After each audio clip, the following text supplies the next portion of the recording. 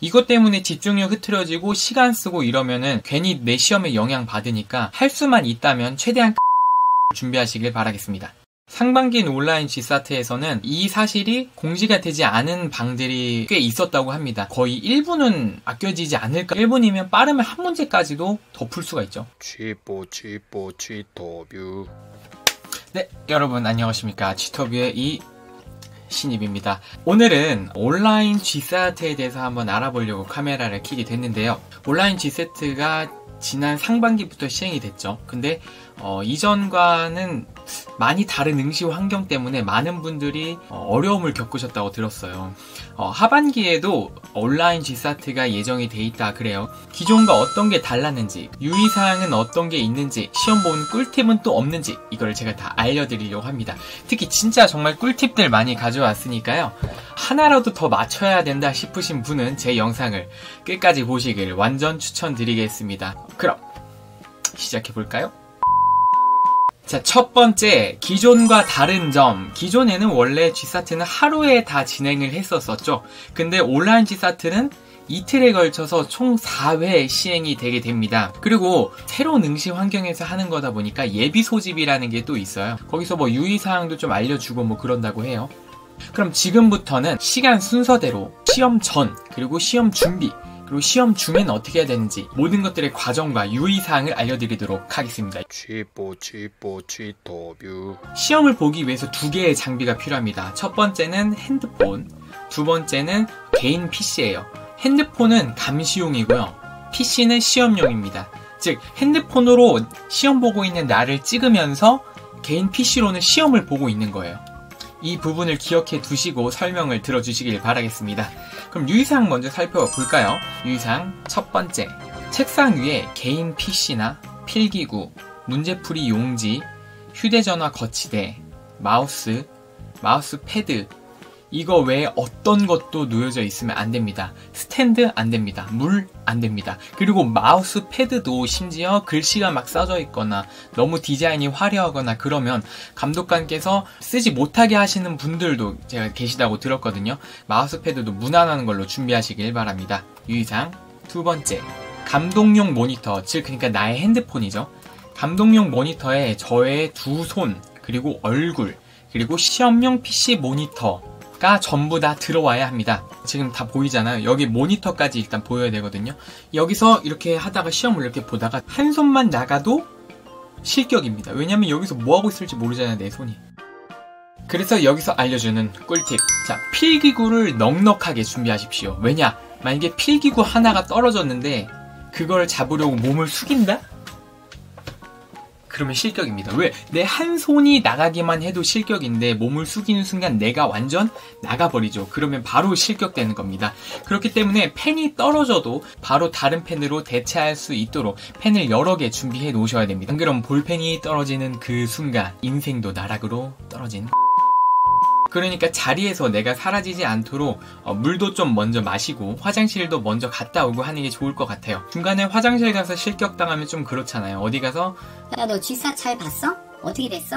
아, 나 똥 마려워서 실격당했어. 유의사항 세 번째, 시험 도중에 핸드폰에 연락이나 알람이 오지 않도록 미리 설정을 해놓으셔야 됩니다. 뭐 비행기 모드 해놓으면 되지 않을까 싶어요. 유의사항 네 번째, 개인 PC와 핸드폰 모두 충전기를 연결한 상태에서 시험을 봐야 됩니다. 갑자기 모니터가 꺼지거나 핸드폰이 꺼지면 문제가 생기기 때문에 반드시 충전기를 연결하고 시험을 보시길 바랍니다. 유의사항 다섯 번째, 타인이 없는 공간에서, 독자적인 공간에서, 나만의 공간에서 시험을 봐야 됩니다.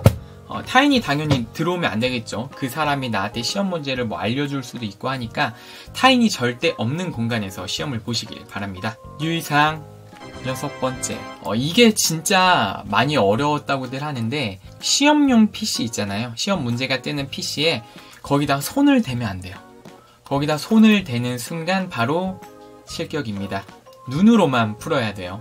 유의사항 일곱 번째, 시험이 종료된 후에도 그 영상을 자체적으로 한 3번 정도 돌려본다고 해요.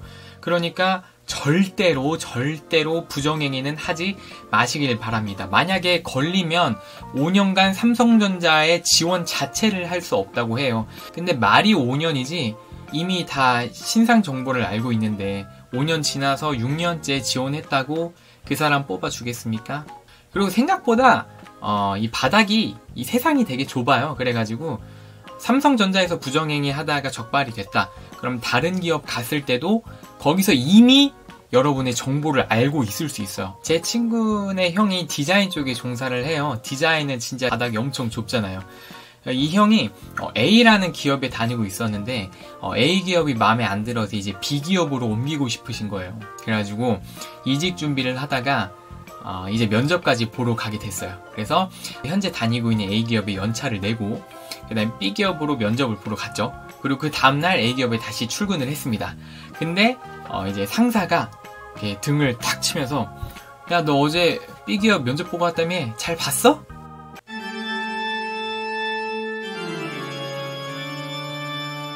여러분, 생각보다 바닥이 굉장히 좁습니다.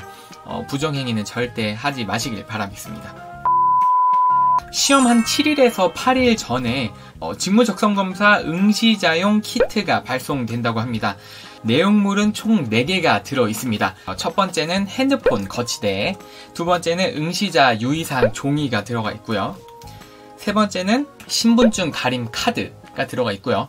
네 번째는 영역별 문제풀이 용지가 들어가 있습니다. 자, 하나씩 한번 살펴볼까요? 첫 번째, 핸드폰 거치대. 핸드폰 거치대는 당연히 이걸로 나를 감시 감독을 해야 되니까 핸드폰 거치대를 놓고 핸드폰을 그 위에 놔서 저를 촬영을 해야겠죠? 두 번째, 응시자 유의사항 종이. 이 전문은 밑에 설명란에 적어두도록 하겠습니다. 자, 키트에 들어있는 세 번째는 신분증 가림 카드죠. 이게 본인 확인을 위한 도구로 사용이 되고요. 중요 개인정보는 가릴 수 있고 신원만 확인할 수 있도록 가림 카드입니다.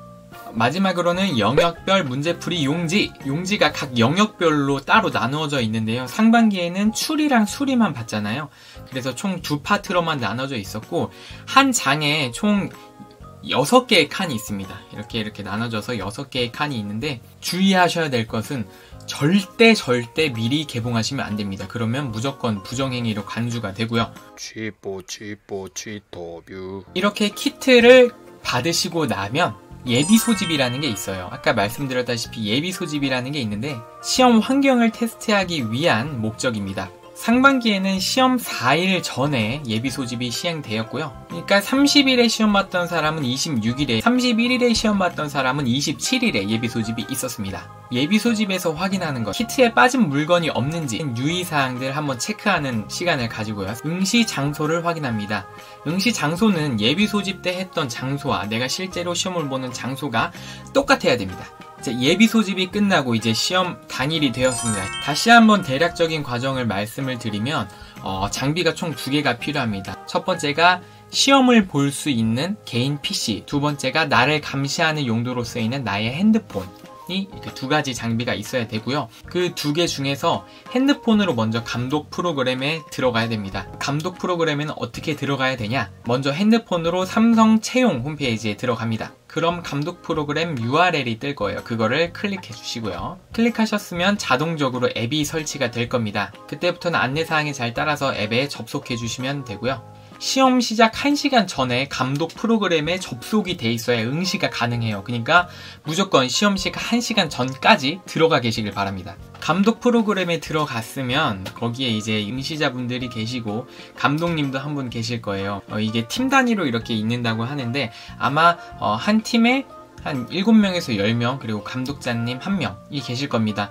서로 화면이 공유되는 게 아니기 때문에 응시자가 몇 명 있는지는 정확히 모르지만 이게 출석 체크를 할 때 몇 명인지 알 수 있다고 해요. 제가 주변에 지인들한테 물어본 결과 한 7명에서 10명 정도가 한 방에 있다고 합니다. 자, 핸드폰으로 감독 프로그램에 접속을 잘 했으니 이번에는 PC로 시험용 프로그램에 접속을 하셔야겠죠? 감독 지시에 따라 PC로, 약간 핸드폰으로 접속을 했지만 이번에는 PC로 삼성 채용 홈페이지에 접속을 하시고요. 감독관님이 알려주는 접속 코드를 받아서 PC 프로그램을 시행을 시킵니다. PC에서 시험 프로그램이 열리게 되면 기존에 열려있던 모든 창들은 다 꺼진다고 합니다. 자, 이렇게 핸드폰으로 감시용 프로그램도 깔려 있는 상태고요. 내 개인 PC로 시험용 프로그램도 깔려 있는 상태입니다.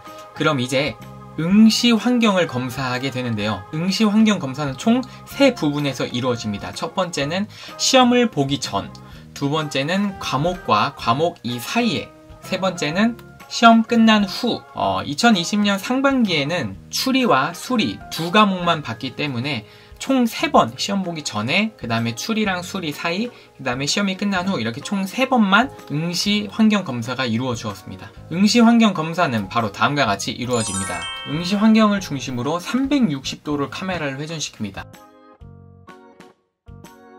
방의 후면과 전면, 그리고 책상 위, 책상 밑까지 모두 검사한다고 합니다. 아까 유의사항에서 말씀드렸다시피 책상 위에 있어야 되는 것만 빼고 전부 다 치워주시고요. 그 다음에 방에는 혼자만 있어야 됩니다. 응시 환경 검사 두 번째, 시험용 PC에 키보드, 마우스, 충전기 이외에 다른 게 꽂혀 있는지 검사한다고 합니다. 핸드폰으로 시험용 PC에 단자들을 비춰야 돼요. 그 단자에 마우스, 키보드, 충전기 이외에 다른 게 꽂혀 있으면 안 됩니다. 그리고 PC 화면도 비춘다고 합니다. 또한 양쪽 귀에 뭐가 꽂혀 있는 게 없는지, 손목에 뭐가 적혀 있는 건 없는지 이런 것도 확인한다고 하고요. 마지막으로 키트 안에 들어있던 문제풀이 용지가 미개봉되어 있는지도 확인한다고 합니다. 이게 1시간 전에 감독 프로그램에 접속을 했잖아요. 그러니까 50분 정도 응시 환경을 검사할 수 있는 시간이 있는 거예요. 생각보다 많이 기다려야 된다 그러더라고요. 그래서 계속 이제 대기를 하다가 시험 시작 10분 전에 드디어 문제풀이 용지를 개봉하게 한다고 합니다. 시험 시간이 예를 들어서 3시다. 그러면 3시가 땡 하면 내 시험용 모니터에 화면이 바뀌면서 문제가 뜬다 그래요. 그럼 지금부터 시험이 시작되는 거죠. 상반기 시험에서는 수리가 20문항, 추리가 30문항 해가지고 각각 30분씩 주어졌었는데 하반기에도 비슷하게 진행이 되지 않을까 하는 저희 뇌피셜입니다. 시험 중에는 제가 앞에서 말씀드렸던 유의사항들을 반드시 지켜주시고요. 취토뷰. 자, 지금부터 절대로 놓치면 안 되는 시험 중 꿀팁 들어갑니다. 꿀팁 첫 번째, 빠밤. 가능하다면 큰 모니터를 준비하세요. 왜 그러냐면 이게 문제가 모니터에 전부 담기지 않아서 막 확대하거나 축소하거나 스크롤을 올렸다가 내렸다가 막 이래야 됐던 분들이 많다 그래요. 그래서 불편함이 굉장히 많았다고 합니다. 이것 때문에 집중력 흐트러지고 시간 쓰고 이러면은 괜히 내 시험에 영향 받으니까 할 수만 있다면 최대한 큰 모니터를 준비하시길 바라겠습니다. 꿀팁 두 번째, 빠밤. 해당 문제를 클릭을 하면 다음 문제로 자동적으로 넘어가진다고 해요. 상반기 온라인 G사트에서는 이 사실이 공지가 되지 않은 방들이 꽤 있었다고 합니다. 그래서 이것 때문에 일일이 화살표로 뒤로 가기를 눌러야 되는 상황이 발생했었는데 사실 이 시간만 해도 거의 1분은 아껴지지 않을까. 1분이면 빠르면 한 문제까지도 더 풀 수가 있죠. 꿀팁 세 번째, 한 페이지에 문제가 한 개만 있는 경우도 있고 여러 개가 있는 경우도 있다 그래요.